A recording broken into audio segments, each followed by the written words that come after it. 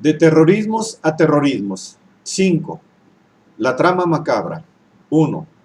El capital poder detrás de los atentados del 11 de septiembre de 2001. Parte 1. Esta es una obra del maestro Héctor Alejandro Mora Gallardo. El verdadero origen del terrorismo en contra del pueblo norteamericano puede encontrarse en el Pentágono y la clase gobernante. Ese 2% de la población que es dueña del 90% de la riqueza nacional. Ralph Scheuermann.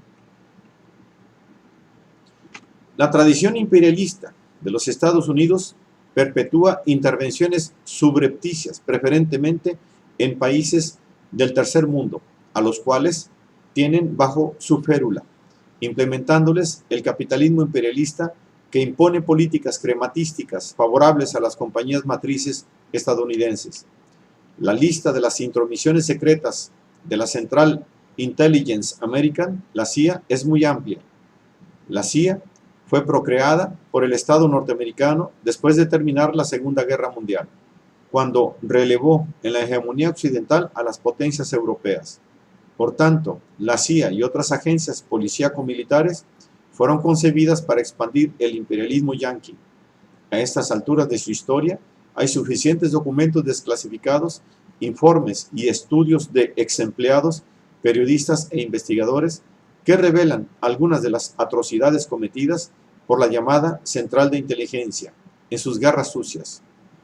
Pero si la CIA es una agencia intervencionista concebida para perjudicar al prójimo en el extranjero, internamente hay otros instrumentos policíacos para ejercer vigilancia y represión para con la ciudadanía estadounidense. En un principio se supone que la CIA no tiene facultades para operar dentro de los Estados Unidos, mas, sin embargo, las investigaciones prueban lo contrario. Al interior de la CIA existe desde décadas atrás una agrupación de ultraconservadores, auténticos capitalistas imperialistas que configuran la oligarquía plutócrata, dueños y señores de consorcios industrial financieros, quienes al unísono suelen detentar el poder político, estableciendo una imbricada red de operaciones económico-político, militar-policíaca, por medio de la cual buscan imponer sus intereses allí donde les es preciso. Ellos son los que utilizan a la CIA, al FBI y al Pentágono mismo, para forzar una política internacional que les favorezca como nación preponderante y como empresarios en sus negocios. Pero como la democracia estorba la consecución de sus intereses intensamente imperialistas, no pueden actuar de manera abierta en sus intenciones oligarcas, por lo que tienen que recurrir a maquinaciones para conseguir sus propósitos. Como detentadores del alto poder que ejercen, pueden manejar a los aparatos militares policíacos contra objetivos extranjeros para procrear su hegemonía político-económica.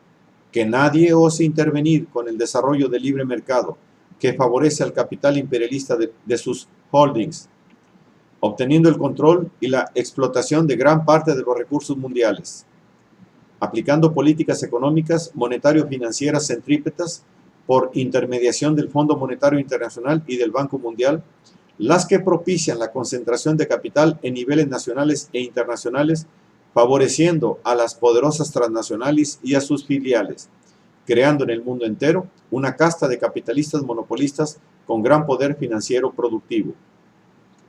Así es que, en los Estados Unidos hay una élite plutócrata que como oligarquía toma el poder con mayor o menor intensidad según sea el entorno circunstancial, para implementar políticas imperialistas hacia afuera y hacia adentro de la Unión Americana. Los llamados ultraconservadores reaparecieron con el Junior Bush. De seguro ellos lo pusieron en el gobierno, llevando a cabo una de las elecciones más fraudulentas habida en la historia de esa nación, para revitalizar la praxis imperialista, persiguiendo consolidar la hegemonía de la superpotencia, haciendo uso de las maquinaciones que les caracterizan, por medio de las cuales obtienen la aquiescencia del ciudadano alienado para efectuar las intervenciones que requieren realizar en el extranjero con el fin de poder implementar el nuevo orden internacional que ellos están procurando. Para lo cual, en la consecución de estos objetivos, No hay recursos legítimos e ilegítimos que no sean capaces de cometer. Todo sea por establecer el reino de los capitostes aquí en la tierra, como corresponde a la etapa epigonal del capitalismo, que aparece siendo la consumación de este complejo sistema socioeconómico, permitiéndose que los capitostes, capitalistas aviesos, enfermizamente codiciosos, tomen el poder para imponer un dominio selectivo en el mundo entero, instaurando una hegemonía que se va volviendo cada vez más cínica, virulenta y desproporcionada, conforme lo vaya requiriendo el dar satisfacción a su nutrida infraestructura, conduciendo a la agudización de la macrocrisis en un acelerado precipitarse por los rápidos hasta causar una ruptura histórica drástica, situación que ellos piensan evitar planificando una etapa de predominio como superpotencia a 50 años, para lo cual aceptan la cooperación secundaria y subordinada de otras élites instauradas en gobiernos nacionales, dirigidas por presidentes descaradamente proempresariales como Blair, Aznar y Berlusconi, él mismo un capitoste, et al. Empero, la inteligencia crítica comienza a descubrir la existencia de estos grupos de poder que, actuando desde la penumbra de los estados imperialistas, refiriéndose en este caso preferentemente a los Estados Unidos, porque son quienes encabezan el poder mundial intervencionista. Pero no se desconoce la existencia de este tipo de agrupaciones en las otras potencias, puesto que son igualmente capitalistas. Es decir, estructural e institucionalmente son lo mismo. Establecen y manipulan gobiernos que están a su servicio. Y si las leyes o estatutos democráticos son un impedimento para conseguir sus fines, pasan por encima de ellos. O, para ser más precisos, los burlan para lograr sus objetivos.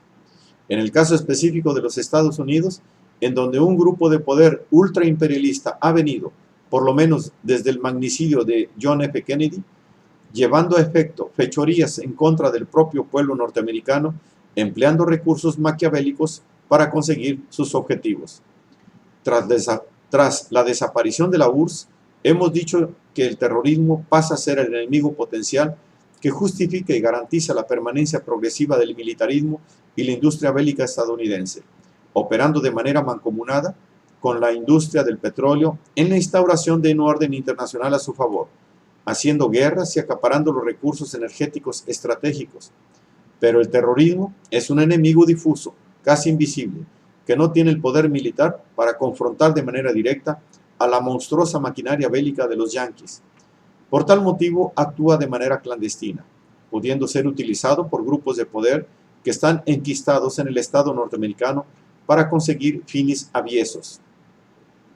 Utilización perversa en la que la CIA es capaz de manipular a grupos terroristas, utilizando señuelos para que ataquen intereses occidentales o, en específico, permitiendo que lo hicieran en el caso del martes 11 de septiembre del 2001. Poco a poco se empieza a aclarar el panorama brumoso que quedó tras el derrumbe de las Torres Gemelas, insinuando que los macroatentados pasan a ser el hito que provoca la consumación del capitalismo imperialista, conduciendo a que se establezca la hegemonía a favor de esa reducida oligarquía e implementando formas más eficientes y despiadadas de control de masas, evitando que éstas se rebelen, dado que la pobreza se incrementa en el propio primer mundo como contrapartida de esta política económica que solo favorece a los oligopolios. Y un capitalismo totalitario se está gestando, al cual se le hace propicio imponer mecanismos más inflexibles de dominio al interior de sociedades en las cuales las dificultades crecen conforme se incrementa la entropía depredatoria que el propio sistema industrial capitalista está generando. Ante intereses imperialistas oscuros, maniobrando desde el alto poder, el terrorismo de Estado puede utilizar a sus antípodas, el terrorismo de los fundamentalistas islámicos, para crear un escenario de terror que le abra paso al terror mayor. En una dialéctica perversa del poder, cada vez más degenerado, que implanta el capitalismo imperial, encabezado por los Estados Unidos. O, para ser más precisos, por este grupo de poder cuyas facetas se empiezan a mostrar mientras los vamos conociendo por sus obras. Por sus frutos los conoceréis. El primer atentado efectuado en contra del World Trade Center revela ya las maléficas intenciones de la inteligencia yanqui al servicio de la élite de plutócratas, de cierto comprometida con la industria bélica, el petróleo y la droga, para provocar un atentado que volviese a otorgarles la preeminencia que tuvieron tales grupos durante la Guerra Fría. Informaciones al respecto hacen ver que el atentado de 1993 en contra del World Trade Center ya fue realizado haciéndose uso de terroristas islámicos por parte de los servicios de inteligencia estadounidenses, maniobrando con sus aliados del Asia musulmana, los que bajo esta caracterización son considerados Freedom Fighter, por lo menos hasta fines de los 90 en los Balcanes, tratándose en específico de los servicios de seguridad interna pakistaní, ISI, siglas en inglés, y de un oficial de inteligencia egipcio que actuaba como informante del FBI, quien filmó las reuniones de los conspiradores con meses de anticipación sin que la agencia policíaca hiciera nada por detenerlos, siendo esta agrupación pakistaní y el agente parte de los grupos que son patrocinados por magnates saudíes wahhabitas y por el propio Osama Bin Laden, pero, y esto es lo importante, en correlación con la CIA. El mismo Ralph Sherman menciona lo que podemos considerar un plan maestro original que con anticipación fue diseñado para conseguir efectos favorables al establishment, llevando a cabo autoatentados que valgan para propiciar el consenso favorable a las intervenciones militares. Plan que tuvo por nombre la Operación Northwoods, planeada por la NSA y el Estado Mayor en 1962.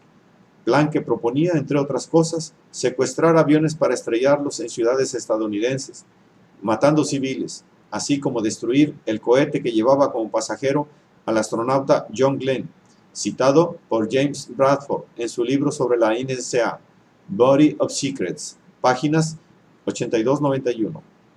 Esto lo llevaría a cabo el ejército estadounidense y se atribuiría a Fidel Castro y a la Revolución Cubana para dar pretexto a la invasión de Cuba. Los atentados provocarían histeria masiva en Estados Unidos como la que se produjo después del 11 de septiembre. Este no fue un plan vano, sino que fue preparado cuidadosamente y fue propuesto al presidente y al secretario de Defensa McNamara y Kennedy. McNamara y Kennedy decidieron esperar porque no querían que Estados Unidos se involucrara en Cuba de manera abierta, sino que preferían llevar a cabo una operación secreta. No hubo objeción moral alguna. RS2, subrayado mío. No fue aquella vez. Quedaría para otra ocasión más propicia.